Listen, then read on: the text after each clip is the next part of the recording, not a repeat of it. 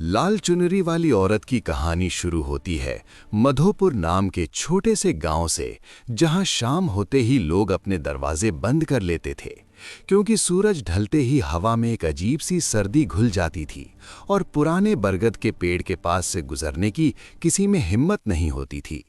गांव के बुजुर्ग कहते थे कि सालों पहले एक दुल्हन अपनी शादी की रात लाल चुनरी पहने इसी रास्ते से गुजरी थी, लेकिन वो अपने ससुराल कभी नहीं पहुंची।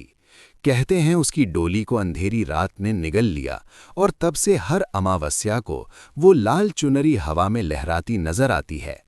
अर्जुन, जो शहर से पढ़ाई करके गांव आया था, इन बातों पर बिल्कुल विश्वास नहीं करता था। उसने सोचा लोग अंधविश्वास में जी रहे हैं। एक रात दोस्तों के साथ बैठकर उसने मजाक उड़ा दिया और बोल दिया कि अगर लाल चुनरी वाली औरत सच में है तो वो आज रात खुद उससे मिलकर आएगा। सबने उसे रोका, पर उसका घमंड उस पर भारी था।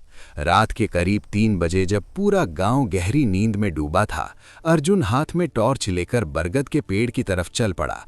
हवा बिल्कुल शांत थी, पर पेड़ के पत्ते बिना हवा के ही सर-सर कर रहे थे, जैसे कोई अनजानी सांस उन्हें हिला रही हो।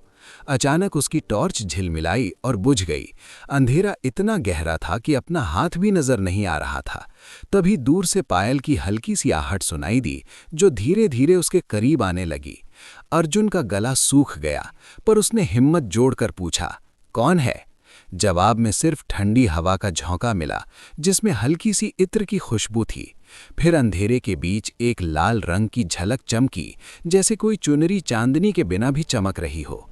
अर्जुन की सांसें तेज हो गईं और उसने देखा एक औरत सफ़ेद चेहरे और खुली जुल्फों के साथ खड़ी है, जिसके कंधों पर लाल चुनरी हवा में असंभव तरीके से लहरा रही थी। उसका चेहरा शांत था, पर आंखें बिल्कुल सुन्नी, जैसे उनमें कोई रोशनी कभी थी ही नहीं। अर्जुन के पैर जम गए और वो हिल नहीं पाया। औरत धीरे धीरे उसकी तरफ बढ़ी और उसके कान के पास झुककर फुसी-फुसी सी आवाज में बोली, क्या तुम मुझे मेरे घर छोड़ाओगे?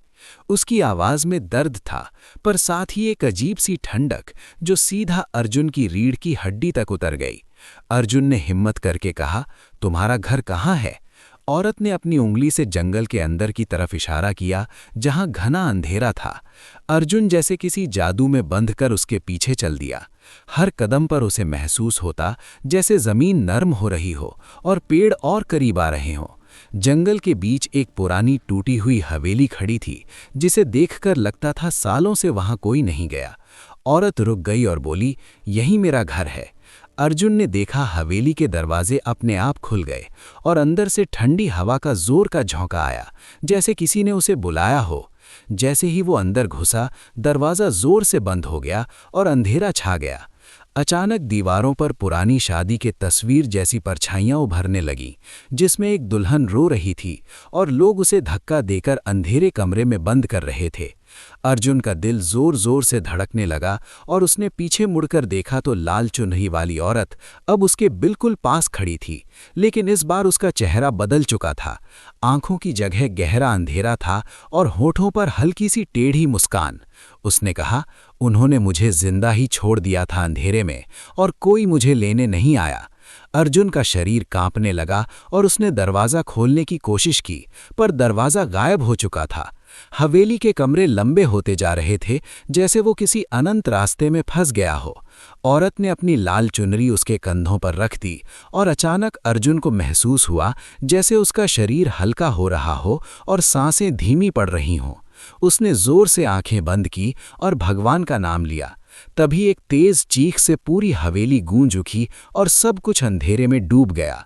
सुबह गांव वालों ने अर्जुन को बरगद के पेड़ के नीचे बेहोश पाया।